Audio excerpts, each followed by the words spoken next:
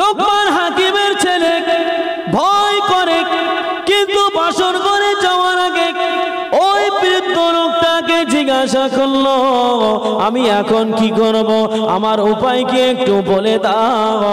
যখন ওই লোকটাকে জিজ্ঞাসা করলো, ওই বৃদ্ধ লোকটা বলল, তোমার আব্বা কি বলে না যখন কোনো বিপদে পড়বে 2 রাকাত সালাতুত তাসবিহ নামাজ তুমি পড়বে।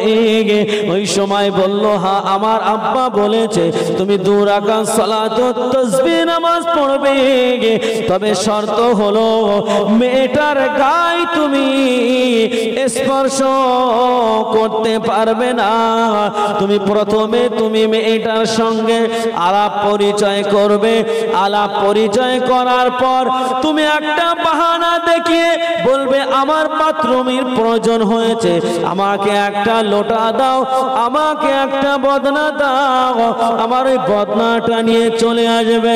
লোকমান হাকিমের ছেলে বলল, ঠিক আছে, আমি তার গায়ে স্পর্শ করব না।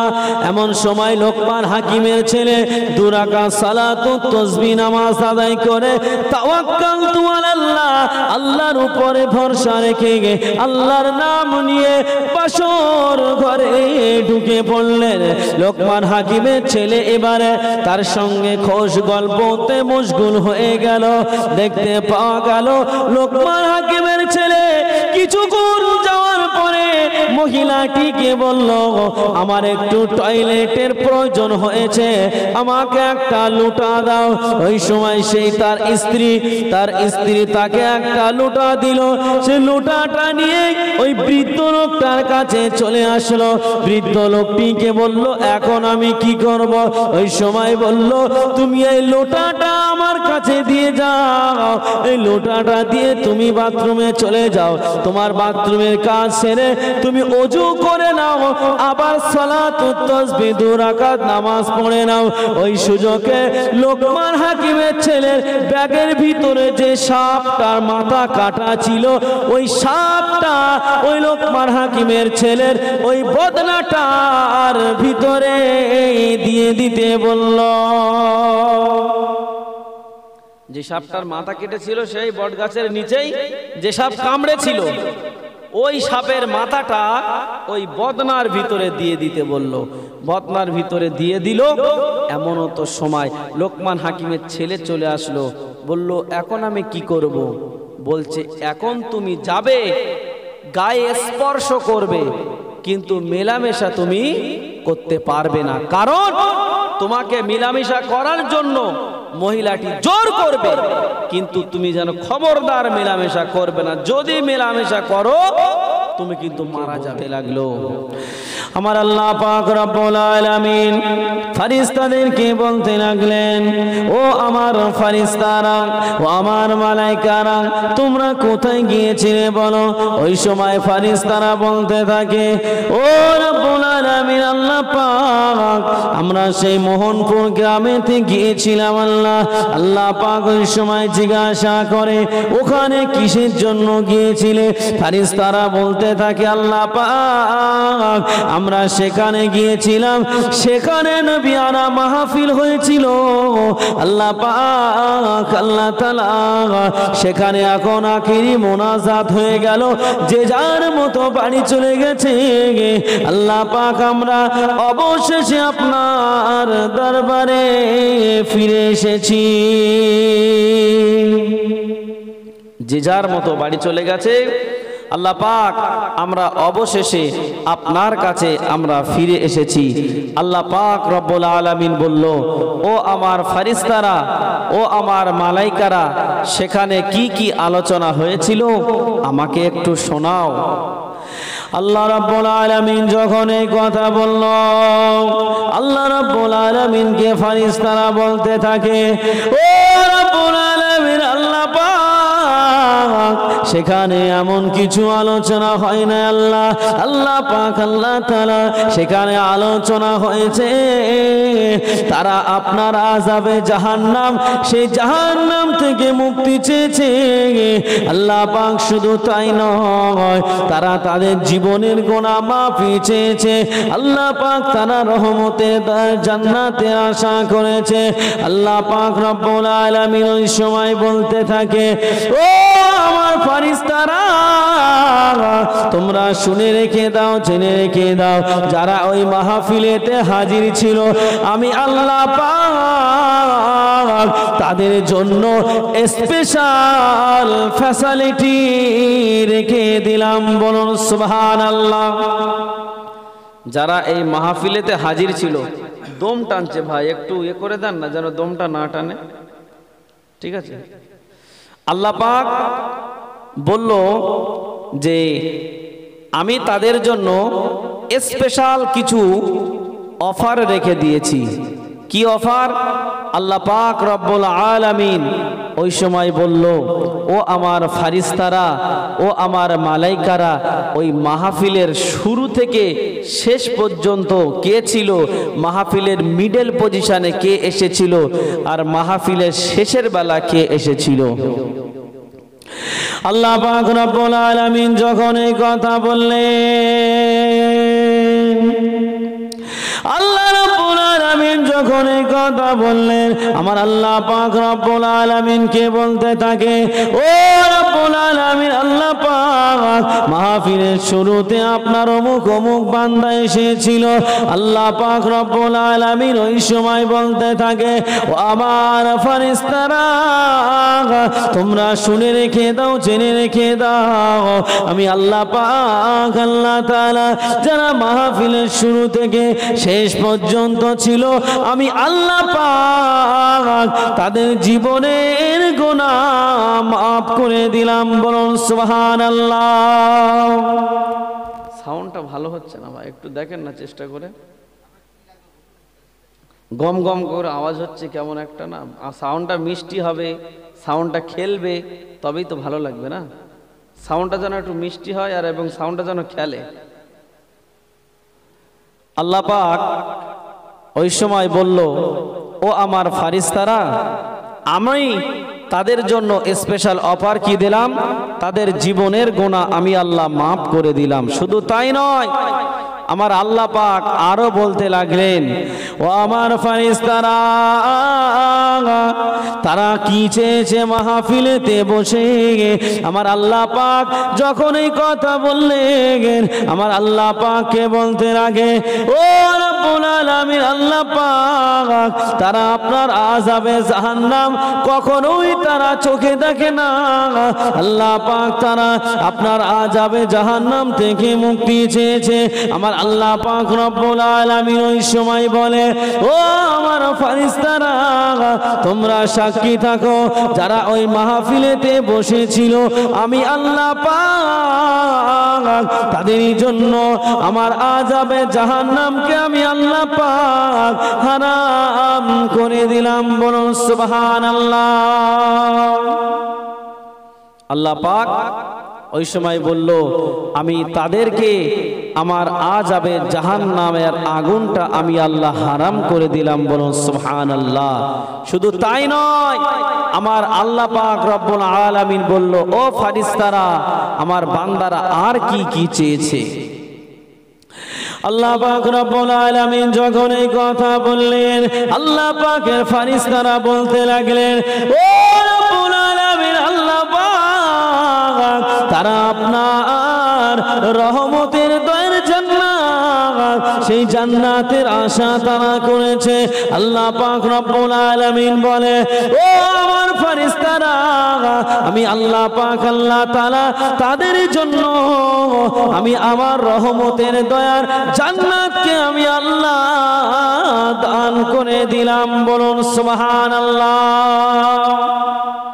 এই মাহফিলেতে যদি বসার কারণে জীবনের গুনাহ আমার আল্লাহ মাফ করে দেয়, মাহফিলেতে বসার কারণে আমার আল্লাহ পাক যদি তাদের জাহান্নামের আগুন হারাম করে দেয়, এই মাহফিলেতে বসার কারণে আমার আল্লাহ পাক যদি তাদের স্পেশাল ফ্যাসিলিটি দিয়ে দেয়, তাহলে আমরা এখনো কেন বাড়িতে বসে আছি?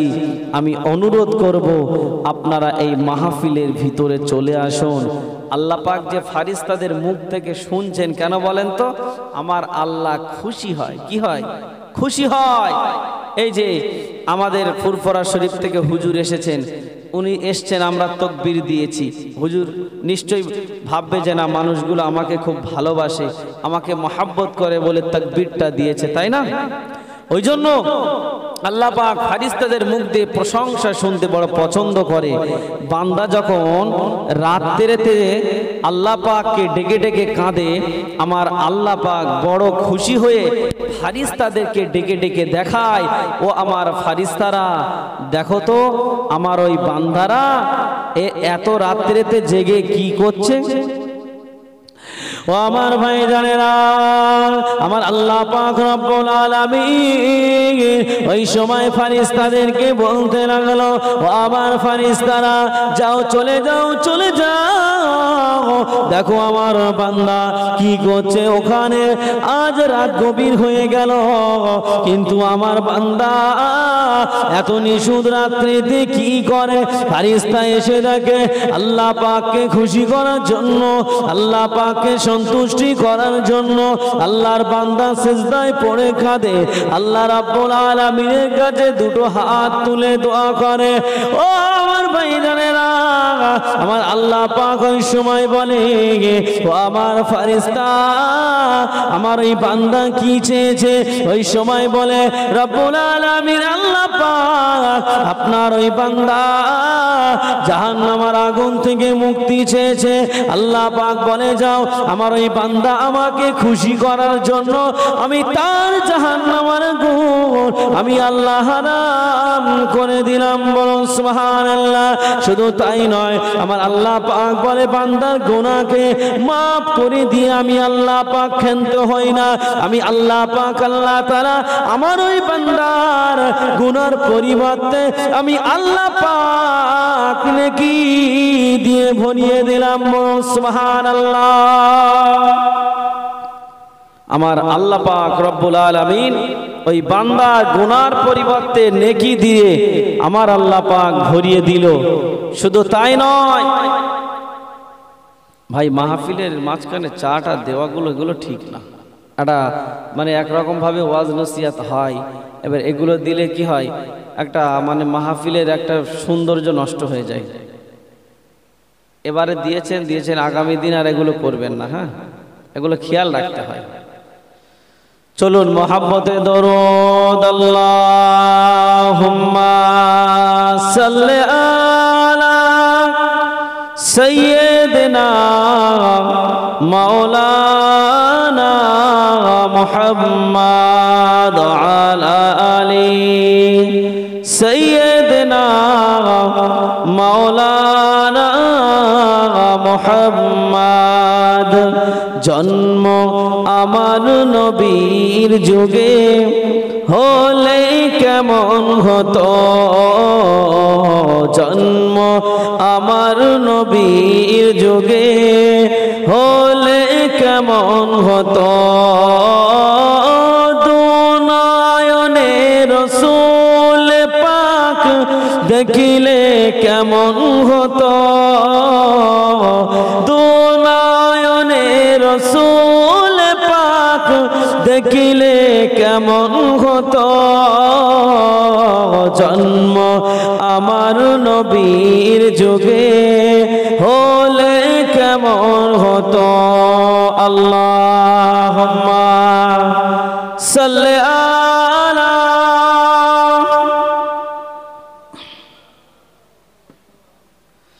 ওয়া আলা আলি সাইয়্যিদিনা। আসতো ভেসে হযরতে বিলালের মধুর আযান, আসতো ভেসে হযরতে বিলালের মধুর আযান, যে আজানে ছিল এমন প্রেম মুগ্ধ রহমান, দয়ার নবীর পিছে নামাজ পড়লে কেমন হতো, দয়ার নবীর পিছে নামাজ পড়লে কেমন হতো। আল্লাহুম্মা সাল্লি আলা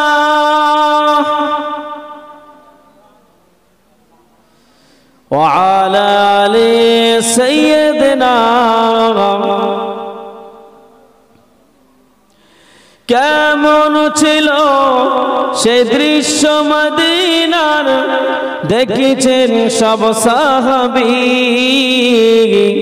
কেমন ছিল সে দৃশ্য মদিনার, দেখেছেন সব সাহাবী।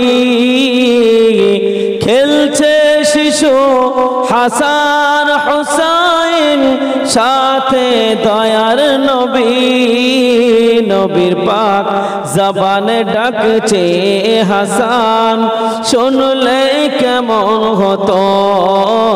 নবীর কাঁধ মুবারক নাতি হুসাইন, দেখিলে কেমন হতো। দুনয়নে রাসূল পাক, দেখিলে কেমন হতো। জন্ম আমার নবীর যুগে, হলে কেমন হতো। আল্লাহুম্মা সাল্লি আলা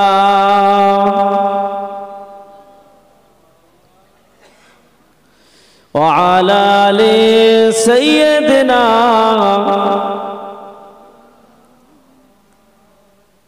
আলহামদুলিল্লাহ, আমার বাবাজিদের চা খাওয়া শেষ হলো।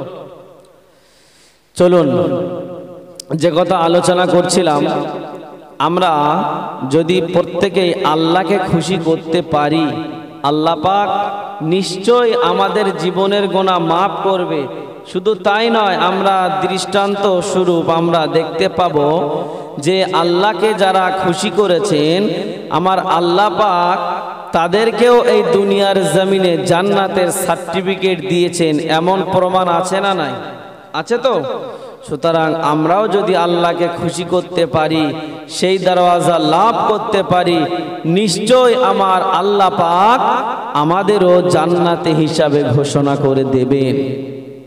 একজনের নাম আমি আপনাদেরকে বলি, লোকমান হাকিম। নাম শুনেছেন?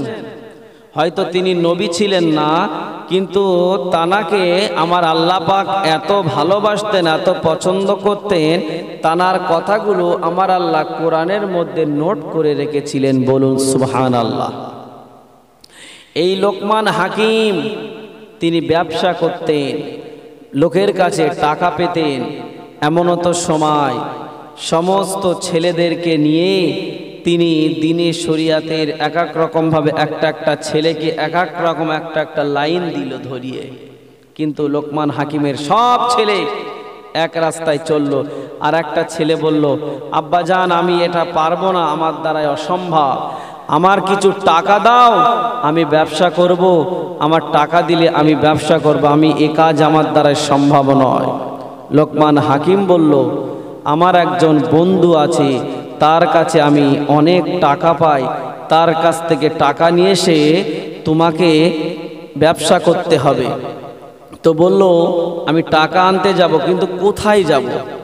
বলল, তুমি যদি টাকা আনতে যাও তাহলে তোমার রাস্তার মাঝখানে প্রচুর পরিমাণে বিপদ আসবে, আর বিপদ যখনই আসবে তখনই তুমি সালাতুত তাসবিহ নামাজটা আদায় করবে। কি নামাজ বলেছি?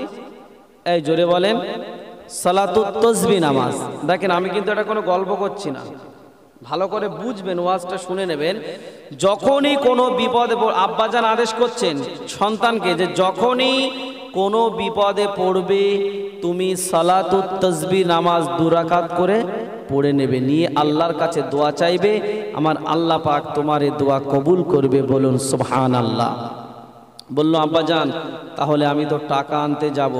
বলল, তুমি টাকা আনতে যাবে, দেখা যাবে তুমি বাড়ি থেকে বার হবে, তোমার রাস্তায় বিপদ আসবে, আবার সেখান থেকে বিপদ কাটিয়ে আরেক জায়গায় যাবে, আবার একটা বিপদ আসবে, আর এক জায়গায় যাবে, আর একটা বিপদ আসবে। তবে একটা কথা আমি বলি, তুমি যে রাস্তায় ভ্রমণ করবে, সফর করবে, এই সফর করার মাঝখানে একটা বড় জঙ্গল পড়বে।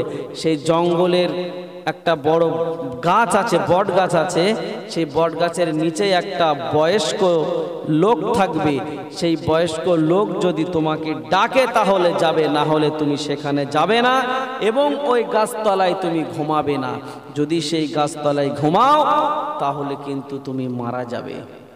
বাপ আদেশ করে দিয়েছে, এবং এটাও বলেছে বিপদে পড়লে সালাতুত তাসবিহ নামাজ পড়বে। আব্বাজানের কাছ থেকে ছেলে বিদায় নিল, আব্বাজান আমাকে বিদায় দেন, আমি চলে যাব। ও আমার ভাইজানেরা, একটু শুনে রেখে দিন, জেনে রেখে দিন। লোকমান হাকিমের ছেলে মালপত্র সামানপত্র গুছিয়ে নিল। দেখতে পাওয়া গেল বাবা এবারে বেরিয়ে পড়লো টাকা আনার জন্য। লোকমান হাকিমের ছেলে রাস্তা দিয়ে চলতে যায়, চলতে চলতে চলতে চলতে দেখা গেল বাবা বেশ অনেকটা রাস্তা অতিক্রম করলো। অনেক রাস্তা অতিক্রম করার পরে মরুভূমি এলাকায় পৌঁছে গেল।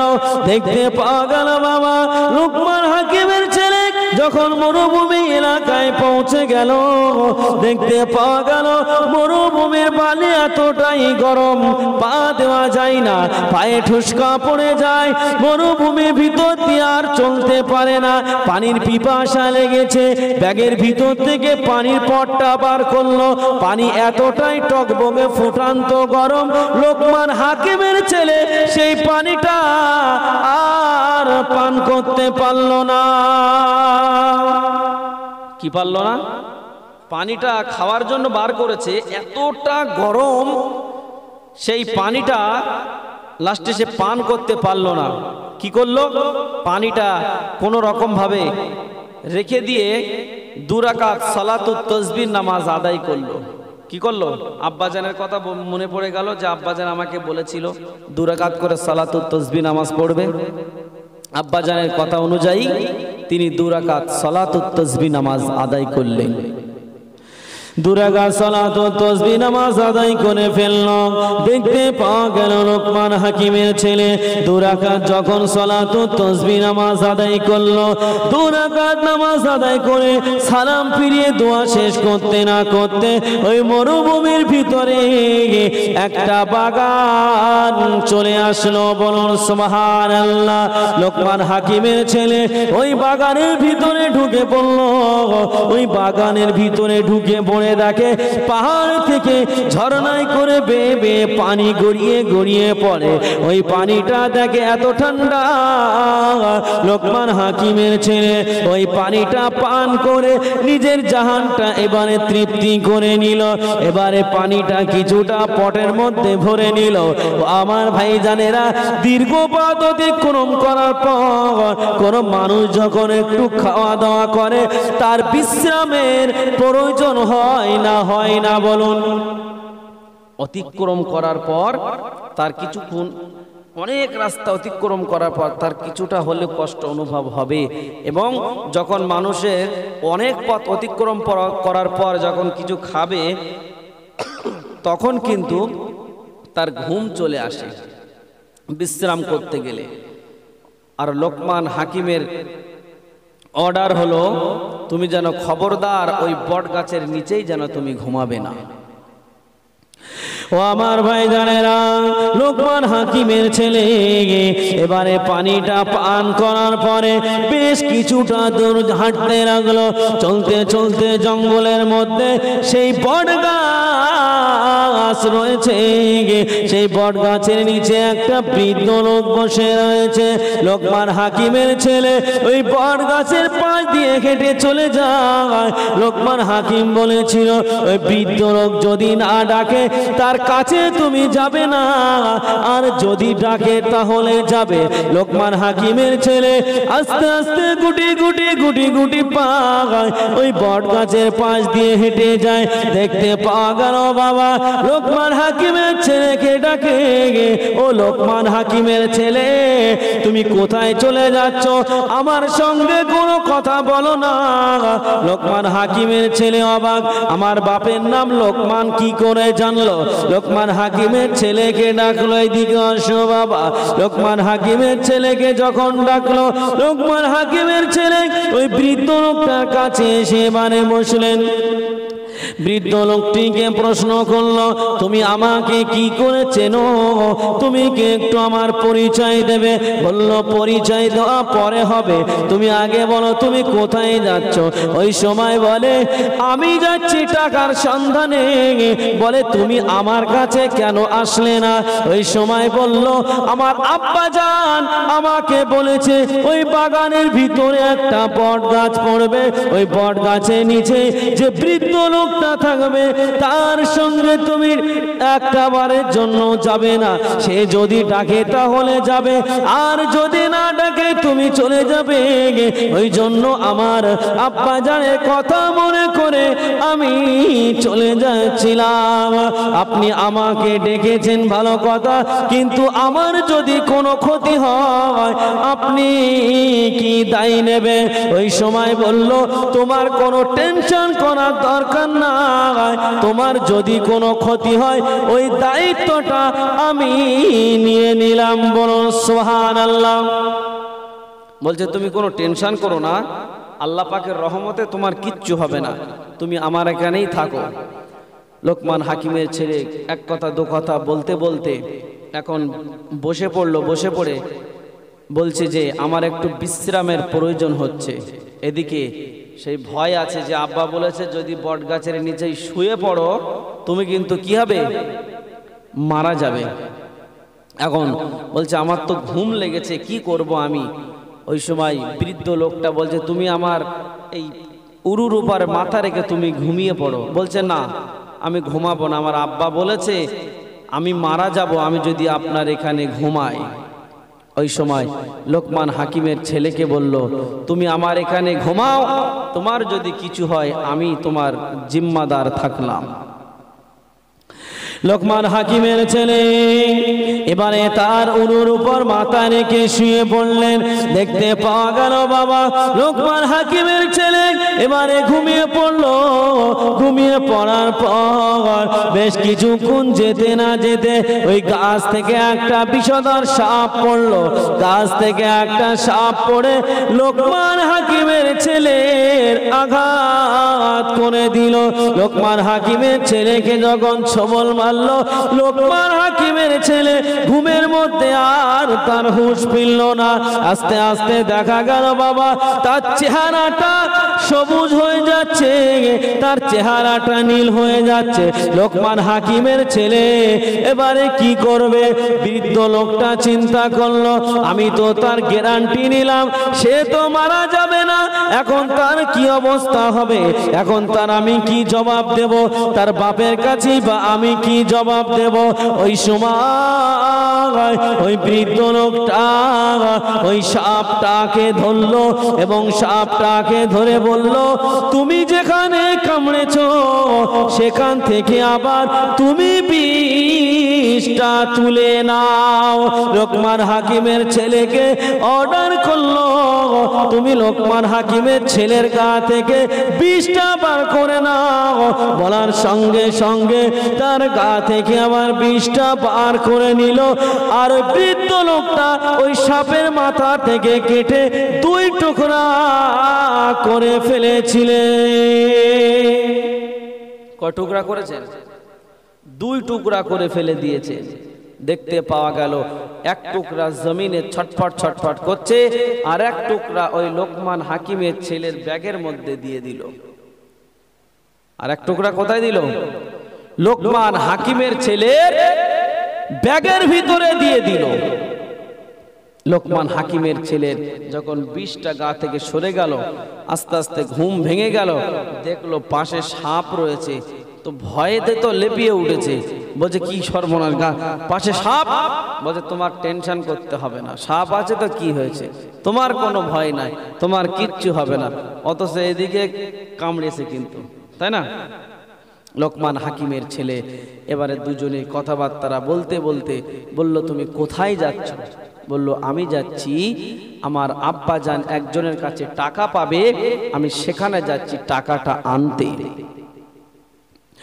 ও আমার ভাই জানেরা, ওই সময় বৃদ্ধ লোকটা বলে, তুমি কি আমাকে নিয়ে যাবে? তুমি কি তোমার সঙ্গী বানাবে? ওই সময় বলল, হ্যাঁ আমি আমার সঙ্গে বানাবো, তাহলে আমার সঙ্গে চলে গে। ওই সময় বৃদ্ধ লোকটি এবারে লোকমান হাকিমের ছেলে দুইজন মিলে এবারে চলতে লাগলেন। চলতে চলতে চলতে চলতে একটা গ্রামের মধ্যে পৌঁছে গেলে, আর লোকমান হাকিম তার ছেলেকে বলেছিল, বাবা তুমি জানো সেই গ্রামে থাকবে না, ওই গ্রামে যদি তুমি থাকো তাহলে তোমার সঙ্গে ওই গ্রামের লোক একটা মহিলার সঙ্গে তোমার সঙ্গে বিবাহ দেবে, আর ওই মহিলার সঙ্গে তুমি যদি বিবাহ করো তুমি কিন্তু বাসর রাতে মারা যাবে। কথাটা কে বলে দিয়েছে? লোকমান হাকিম ছেলেকে বলে দিয়েছে। এবারে দেখা গেল লোকমান হাকিমের ছেলে আর ওই বৃদ্ধ লোকটা দুজন মিলে চলতে চলতে ওই গ্রামে পৌঁছে গেল। ওই গ্রামে যখন পৌঁছে গেল, গ্রামের লোক জিজ্ঞাসা করছে, কোথা থেকে এসেছো বাবা? বলল, আমি অমুক জায়গা থেকে এসেছি, আমি হলাম সেই লোকমান হাকিমের ছেলে। যখন এই কথা বলল, সবাই মিলে তাকে যত্ন আহ্বান করতে লাগলো। আমাদের যেমন ফুরফুরা শরীফ থেকে হুজুর এসেছেন, আমরা কত মহাব্বত করব, ভালোবাসবো, তাই না? ঠিক তেমনই লোকমান হাকিমের ছেলে যখন লোকমান হাকিমের নাম শুনেছে, গ্রামের লোক একটা সম্মান করতে লাগলো।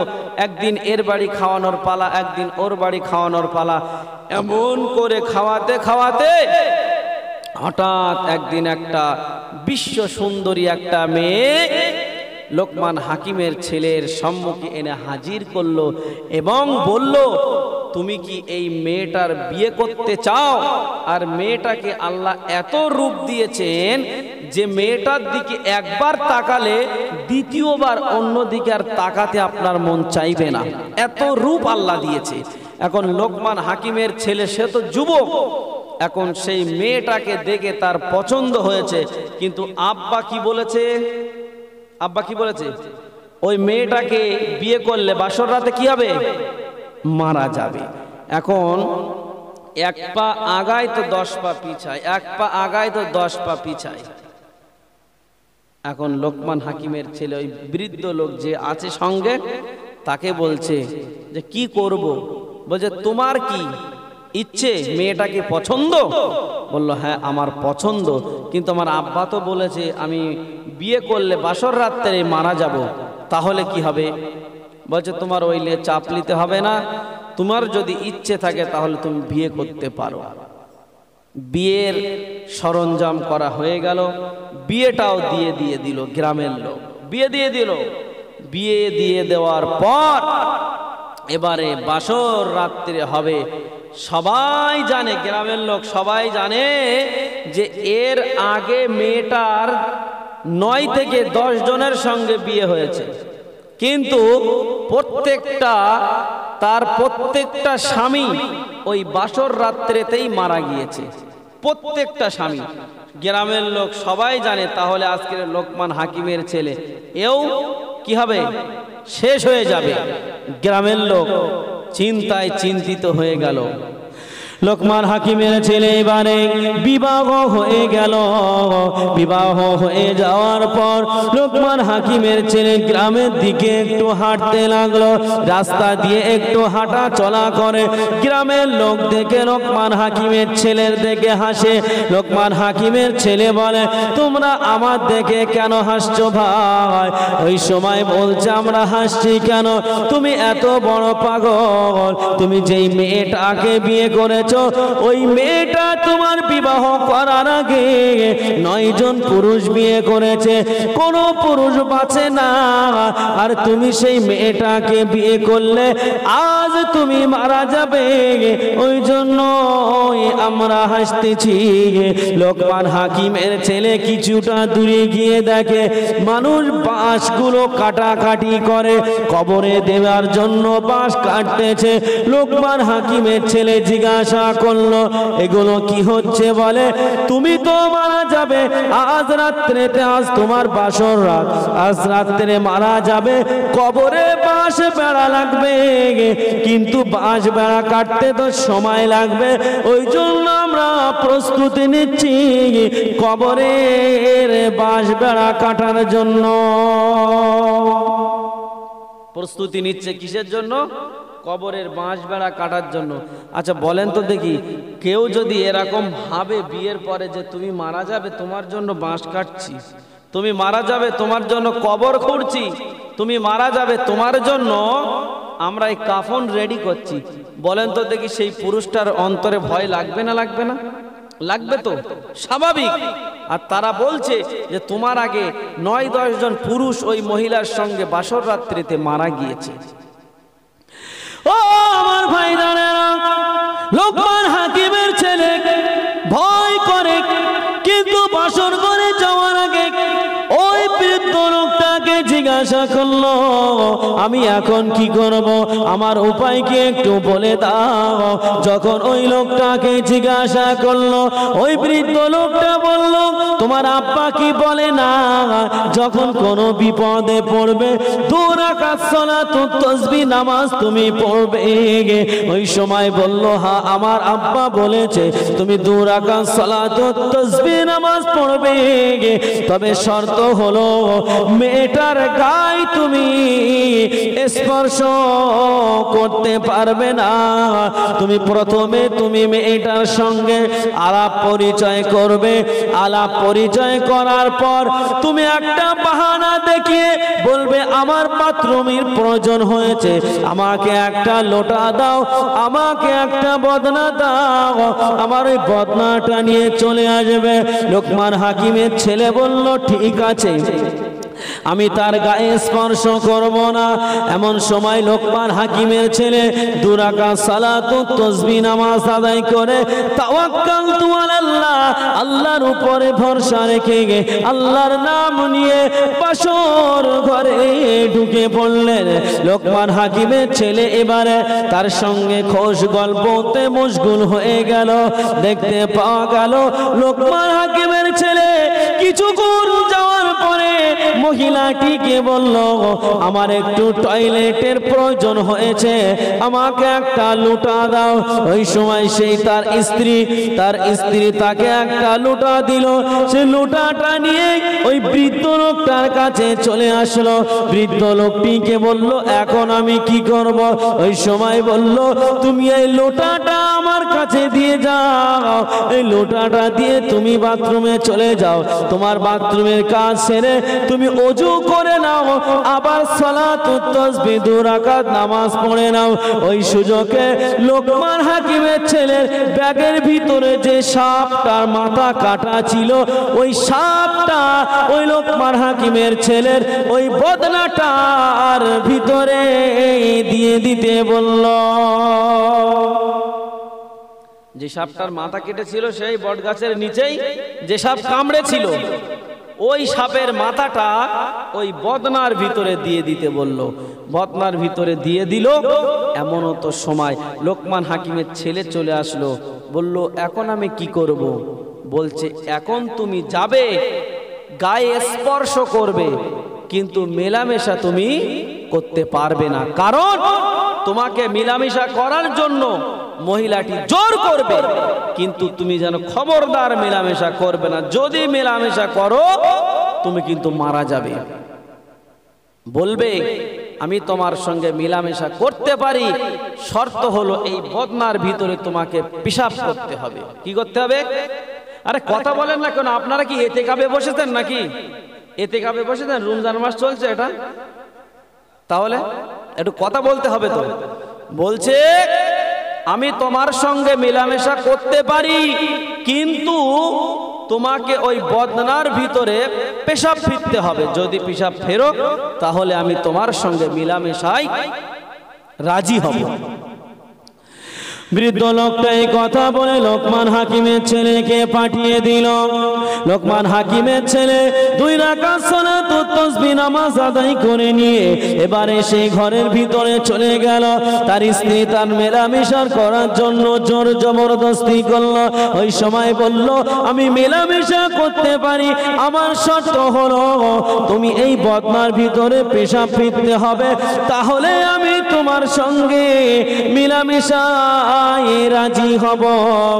ওই সময় তার স্ত্রী বলল, যাই হোক, আমার স্বামী তো আমার সঙ্গে মেলামেশা করা মানেই মারা যাবে, তার জীবনের শেষ ইচ্ছাটা আমি পূরণ করে দিই। তার স্ত্রী এবারে বদনার ভিতরে পেশাব ফিরে দিল। লোকমান হাকিমের ছেলে বদনাটা নিয়ে বৃদ্ধ লোকের কাছে চলে গেল। এবারে আমি কি করব? ওই সময় বলল, তুমি আবার 2 রাকাত সালাতুত তাসবিহ নামাজ আদায় করে নিয়ে এবারে তুমি তোমার স্ত্রীর সঙ্গে মেলামেশা করো, আর কোনো অসুবিধা হবে না। বলুন সুবহানাল্লাহ। কি হবে না? আর অসুবিধা হবে না, ভয় পাওয়ার কারণ নাই, তোমার ভয় কেটে গিয়েছে, এবারে তুমি মেলামেশা করতে পারো। লোকমান হাকিমের ছেলে 2 রাকাত সালাতুত তাসবিহ নামাজ আদায় করে নিয়ে তার স্ত্রীর সঙ্গে এবারে মেলামেশা করলো।